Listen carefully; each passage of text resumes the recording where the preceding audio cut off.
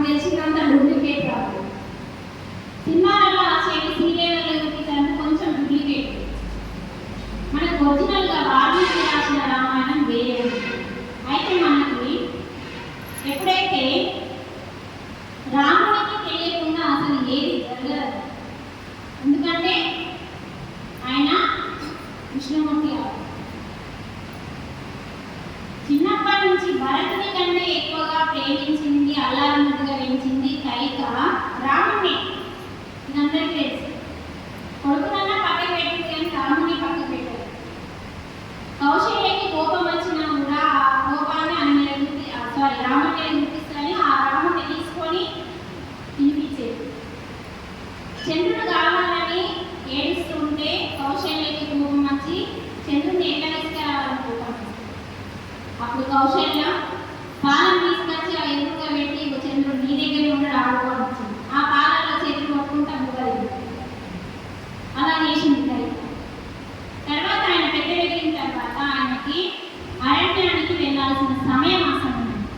రాజు కావడానికి మూలయ్య భూమికి. ఇదంతా వశిష్ఠునికి రాముడికి తెలుసు, మిగతా ఎవరికి తెలుసు. అందుకని వశిష్ఠుడికి అన్ని కథలు ముందే తెలుసు. ఎందుకంటే అతను గురువుగా వచ్చింది కాబట్టి వినకంటే ఇంకా ఆయనకు తెలుసు. అలా మనకి శనీశ్వరుడు ఒకరోజు రాముడి దగ్గరికి వస్తాడు. ఇది మనకి ఎక్కడైనా చూపించిందా?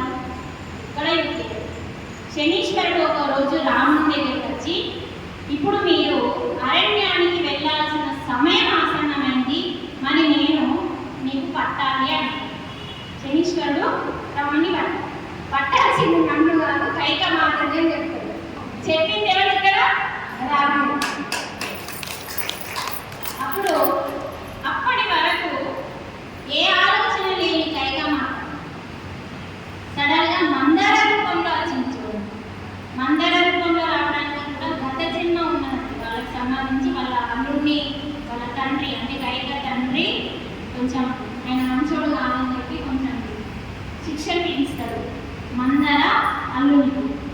అప్పుడు బిడ్డ విధవరాలు, మందార బిడ్డ విధవాయితుంది.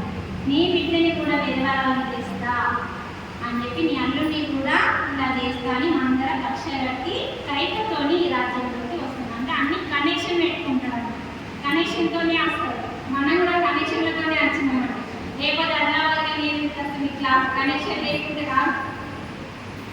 మొదటి విద్యను ఇక్కడ వేయడానికి కారణం కనెక్షన్ ఉంటుంది.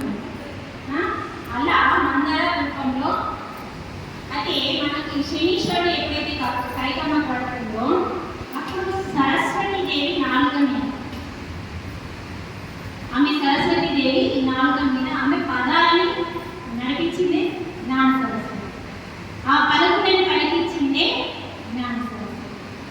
అలా శనీశ్వరుడు ఎప్పుడైతే కైకమ్మకి వస్తాడో ఆమె జ్ఞాన సరస్వతి ఇలా మాట్లాడిపిస్తుంది. మాట్లాడిపించిన తర్వాత అప్పుడు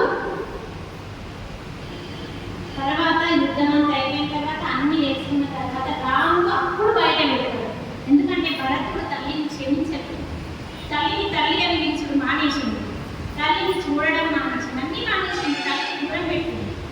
తల్లిని దూరం పెట్టిందని చెప్పి ఈ విషయం నిజం చెప్పాలి అని చెప్పి రాముడు వశిష్ఠుడు కలిసి అప్పుడు భరతుడు చెప్తాడు, నేను మామూలు రాజునైతే రావణాసురుని చంపడానికి నా దగ్గర శక్తి సరిపోదు.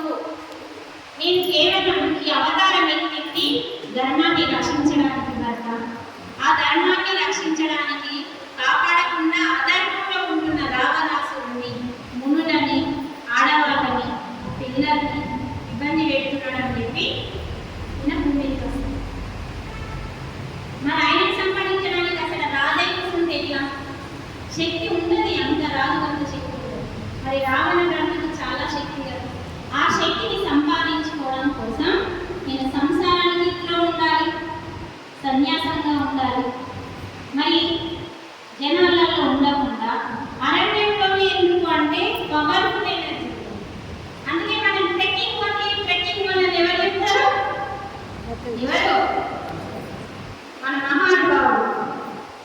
ట్రెక్కింగ్ దగ్గర ఏమైందంటే మీరు గమనించండి, చాలా ఎనర్జీని తీసుకొని ఓపెన్ వేసుకొని ఎనర్జీని తీసుకొని